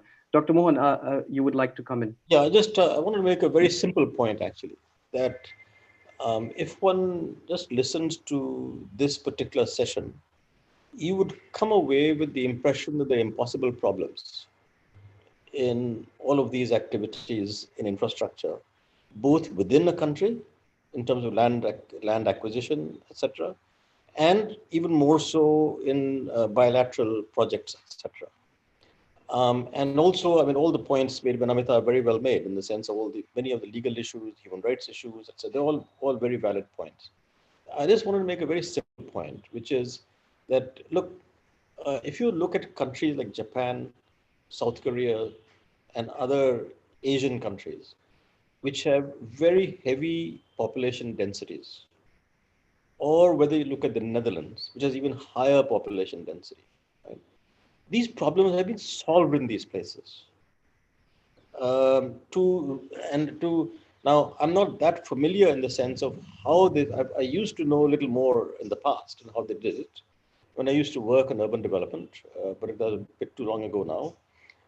But the point is that these problems have indeed been solved in densely populated countries through different methodologies, different ways of finding fair compensation as necessary, which of course doesn't mean they were perfect. I'm sure there were many, many people who were not happy of the exercise of eminent domain in different ways, whether you call it land acquisition or any other name.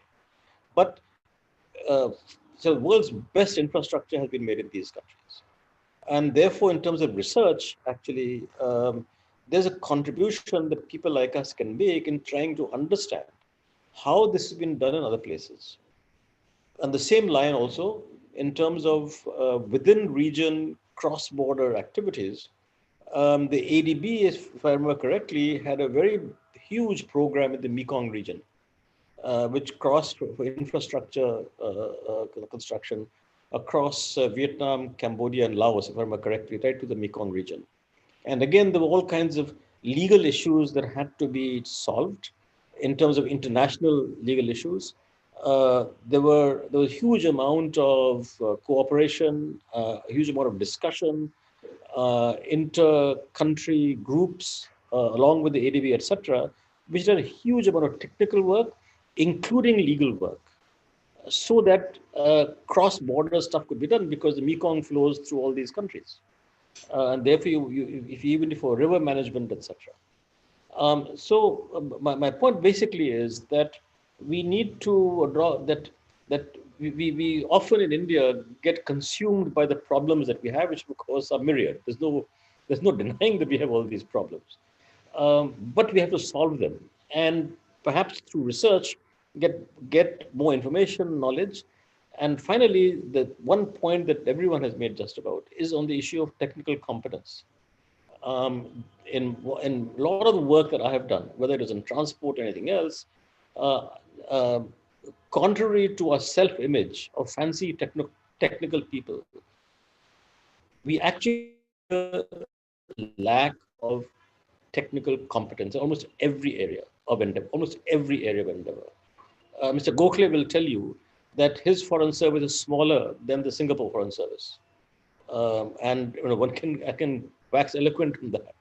But the point is that we have understaffed almost everything, actually. Contrary to the general impression that we have a very heavy bureaucracy, we don't. And there are two issues there, both lack of technical competence in the bureaucracy that exists, and two, not enough people. The Department of Economic Affairs has 5 joint secretaries, right? You take any other country of any size, you'll have about 50 to 100 people at that level. So it's a general issue of technocracy and technical competence. So I'm sorry I went a bit long, but I thought it was mentioned. No, thank you, Dr. Mohan. Actually, following up on that, we had a comment from Nidhi Varma, who used to also work with us at CSEP. Her question was precisely to Mr. Gokhale: how can we increase capacity in the DPA? Currently, there are 22 people in the 4 divisions handling projects all over the world, all of India's development cooperation. DFID, we can say, is of course a much larger economy, but DFID, which now has been integrated with the Foreign Commonwealth Office of the UK, employs 3,000 people globally.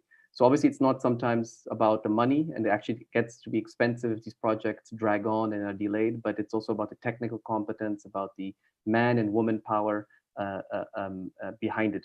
Riya, just very quickly on this comparative angle, which Dr. Mohan says, you came across a lot of literature on Japan, I remember, on land pooling, etc. But we point out several issues that have worked in other studies, right? If you could just give us one example of something that has worked also in Nepal, and with the AIIB, for example, right? The AIIB, as done in Bangladesh projects, is often seen as a China-dominated bank, lack of transparency. But we were quite surprised, I think, when we saw the rigor in the terms of the technical competence of the AIIB to prepare these projects, more than even implementing them. Yes, so during our research on these multilateral organizations, what they're doing, we vetted their project documents. We saw the timelines for land acquisition, how the project was being conducted in these countries. For the ADB, for example, in Nepal, what we saw, one of the things that really helped them was having a department set up within the Department of Roads. They had an ADB division. The ADB officers were present over there for capacity building of the Department of Roads. In order to expedite the rural road building process in Nepal. They actually helped the Nepali Department of Road overcome a lot of problems in this case. For AIIB, actually, like Tino mentioned, we were quite surprised. AIIB is building a border road connecting a part of Bangladesh to India. And within that, Bangladesh government has actually adhered to all the environmental and social norms. In fact, even the land acquisition process was even complete before the project could begin. So there was, I was mentioning before that there's an adaptability from the government side as well when it comes to these projects, when it comes to selective institutions. How do we eventually translate India, these governments or India collaborating to have the same mechanism to expedite our own or facilitate completion of our own projects in that sense? Thank you, Riya. Dr. Pokharel, you are a guest from Nepal, so I'll give you the last word. That's why I had left you, and we're very happy that you made time. And it's 15 minutes ahead of time. You are 15 minutes ahead of India. It's getting late in Nepal, but I'll give you the last 4 or 5 minutes maybe before we end this wonderful session. And thank you all for staying with us for so long. But it's been a really good discussion, and Riya and me have gotten a lot of good suggestions. And also taking this forward, we're coming out with several shorter pieces, both in English, in Nepal, in Nepali, in Hindi, in English. I mean, trying to, and have had different engagements to push this research agenda forward and hopefully have more impact on that and continue studying and learning. But Dr. Pokharel, I think the mirror question also briefly on the politics. I'd be very interested in hearing on the politics of it. Professor Mooney is joining us. He also asked if India has these hurdles, why is it not speaking up? Up to you. Okay, thank you. I think I saw VJ Gokhale, the former ambassador of Nepal to Denmark, also has asked same question. But I have, because I saw in your report that the Nepalese government has some biasness to build this Tarai road because it's being India supported and it is for Madhesi people. But I Googled it. I saw many of the infrastructure ministers came from Tarai, and we had a frequent change of government after Chandrasekhar announced it, and after Nepalese government signed MOU, then security situation of Nepal, because those contractor coming from India, they had to take lots of risks. We had the Maoist movement. And I have also gone through those 21 national pride projects of Nepal.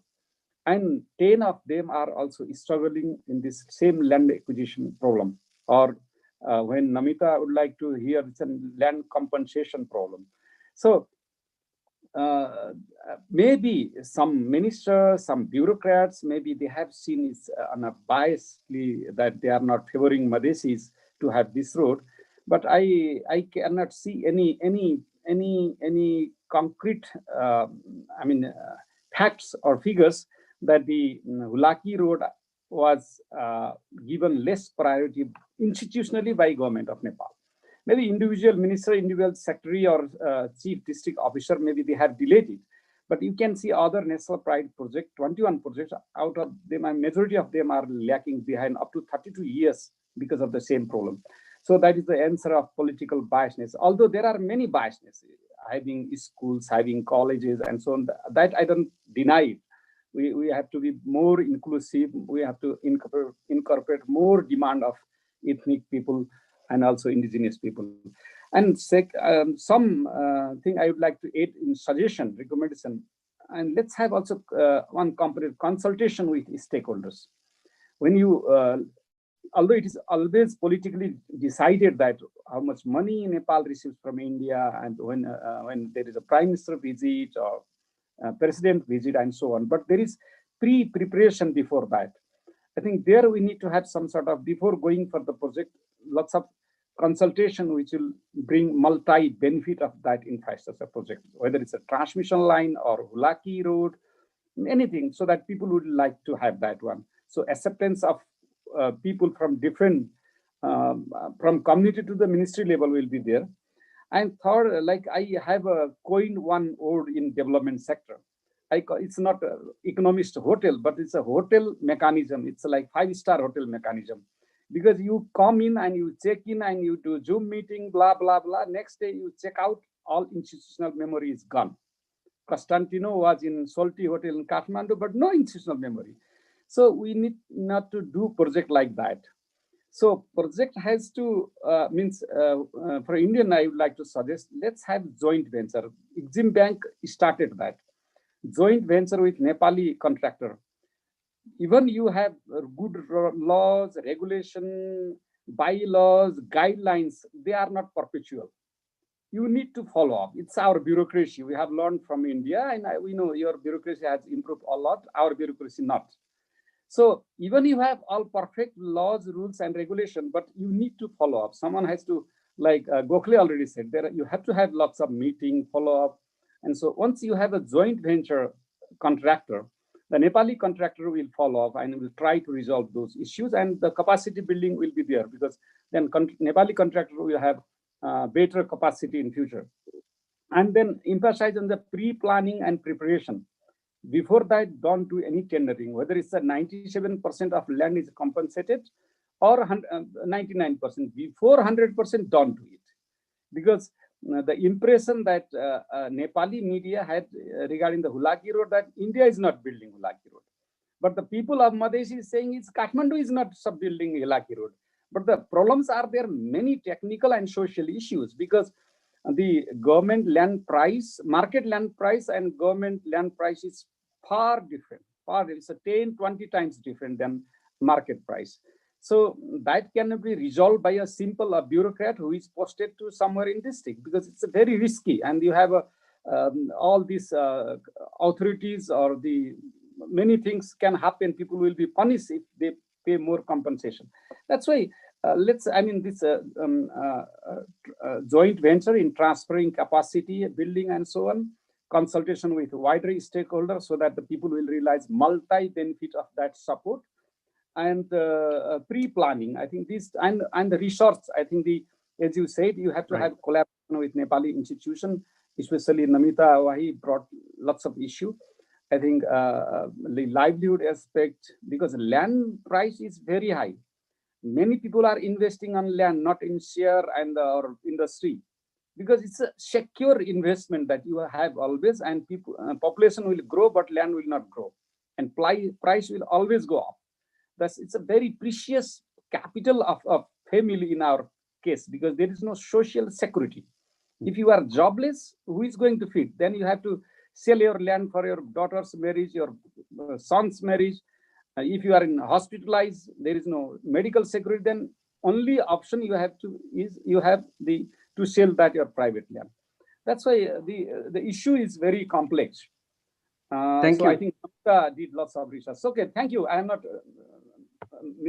bringing more points here because time is limited. Thank you. Thank you for this consultation. Okay. Thank you, Dr. Pokharel. We'll end. It's a Friday evening now in Delhi. It's dark. It seems the sun is still shining in Pune, but here it's getting dark. And I'm sure, Mr. Gokhale, you would have a lot to respond also to this. But as we can see, maybe the India-Nepal case study is the hardest one, right? This is, like Mr. Gokhale is mentioning, such a politically sensitive, close cultural relationship, which is exactly why we chose this, because we were trained to choose the hardest case to make our arguments, and hopefully these can be replicated in Nepal and India, among other scholars. And I think Dr. Mohan's point about comparative studies is very important.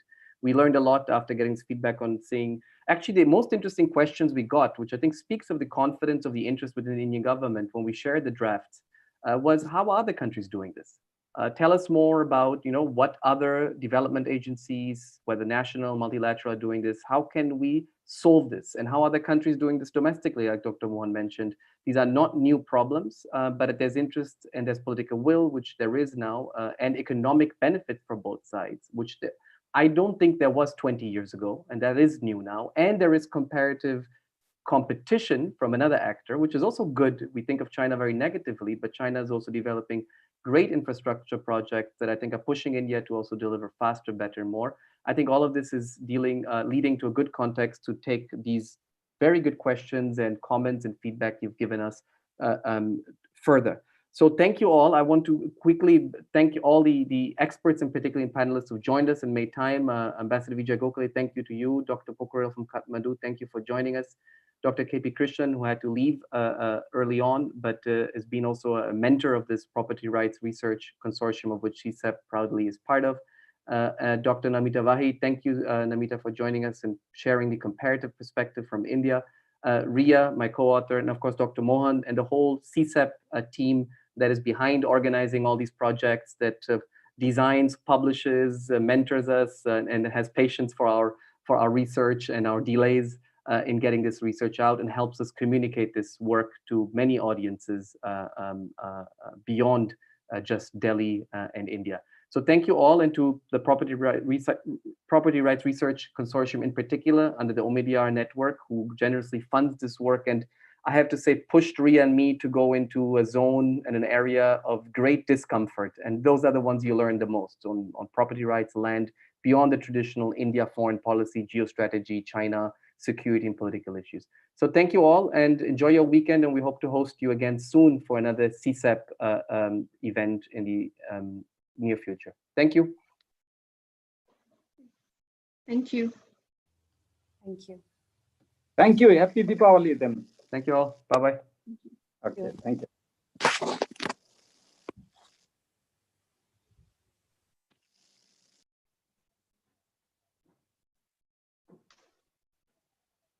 Everyone left? Yes. Yeah, thank you. Bye. See you. Bye.